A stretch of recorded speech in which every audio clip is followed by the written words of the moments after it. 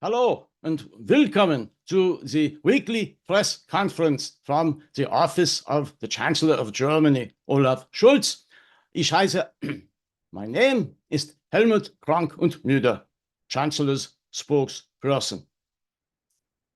This week's topic agenda will be the continuing support of Ukraine by Germany. As always, I will take questions from the assembled group of journalists and will answer them to the best of my ability. I warn you, please, at all times be professional, civil, polite, no obscenities, no threats, and bitte, please, no political slogans. Thank you. Also denn, anfangen. Let me see. I think the first question will come from the representative of the Frankfurter Allgemeine Zeitung. Jetzt.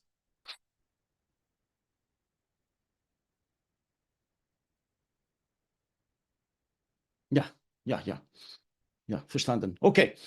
The journalist from the Frankfurter Allgemeine Zeitung asked the question, why has Chancellor Scholz repeatedly refused to allow the Ukrainian military to use the long-range missile system from Germany, the Taurus missile system?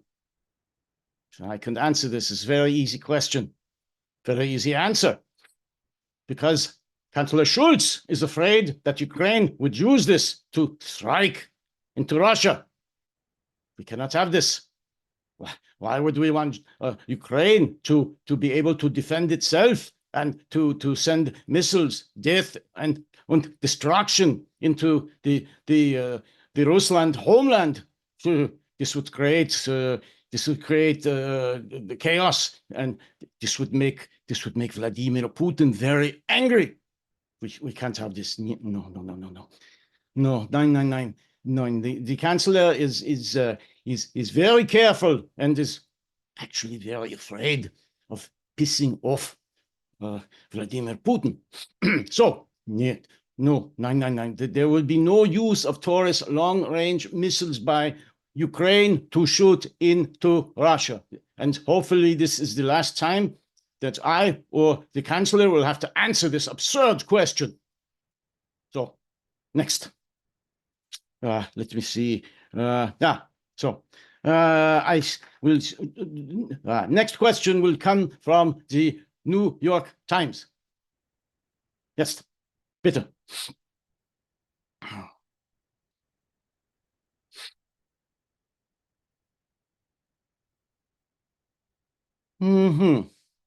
Very interesting question.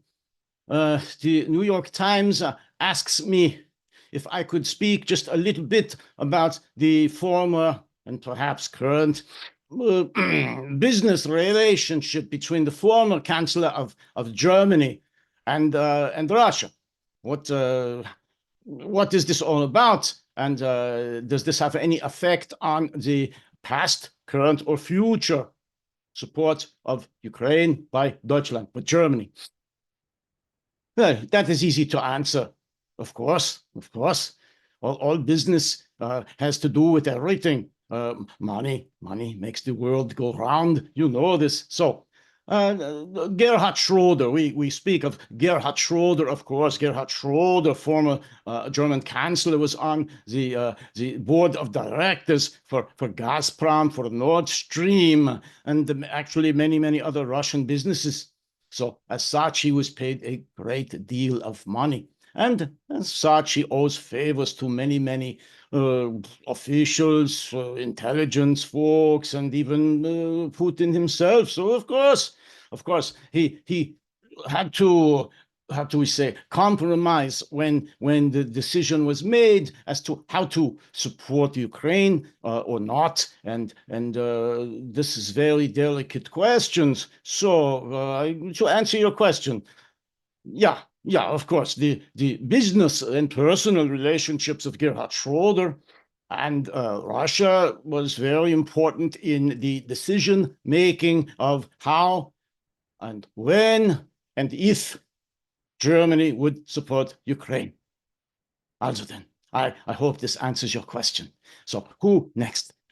The journalist from Le Monde in France. What is your question? Yeah.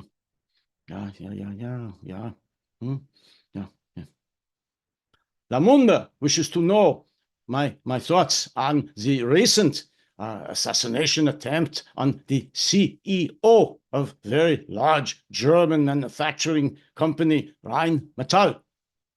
Very sad, very dangerous situation, and it was very lucky that the German intelligence services found out about this plot, this assassination plot, and saved the CEO and arrested the Russians who were responsible for this. So, but again, you had a question. Da. Yeah. Entschuldigung. Le Monde wishes to know what Germany will do in response to this serious political and action to attempt to assassinate a senior business official of Germany. The answer is not much. Why? Because again, if the Chancellor Scholz was to do something very, very serious against the operatives from Russia or for any senior Russian officials, this would make them very angry. And we are already afraid of what they may do in the future. So we arrest the Russian operatives. We call Putin and give him a very, very stern talking to. And we think that is enough. And this is all we have to say about that. So who is next on the list here? The British newspaper, The Guardian. Cheers to you. So you have a question.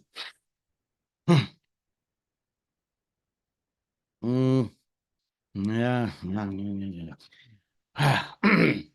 The journalist from The Guardian wishes to know why, when after the full-scale invasion of Ukraine started in 2022, he made the comment of this being a Zeitenwende, a turning point in history, especially for Germany.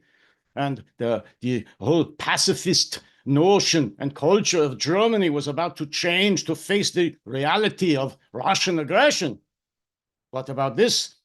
Okay, so what about now? Jetzt? Why is the German assistance to Ukraine going to be cut in half? The Guardian wishes to know, why did we cut next year's defense appropriation for Ukraine by 50%? And why did Germany cut its own defense budget down to the bone when this was supposed to be a Zeitenwende, turning point in the history of German defense and military budgets? Again, I think this goes back to the same question. Actually, two parts to the question. Number one, we do not wish to anger Putin too much by growing our military too much. We do not want him to think that this is the resurrection of the Wehrmacht.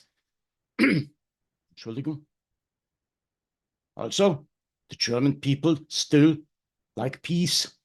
They still like to drink their beer and eat schnitzel and just lay about and not think about Krieg, about war.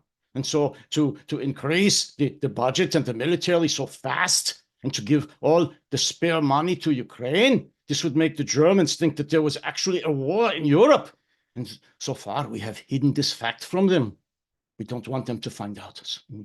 Nine. So we decrease by 50% the assistance to Ukraine. Hope nobody will really notice. And we also just give a little bit ambition money to military. So call this ambition Zeitenwende.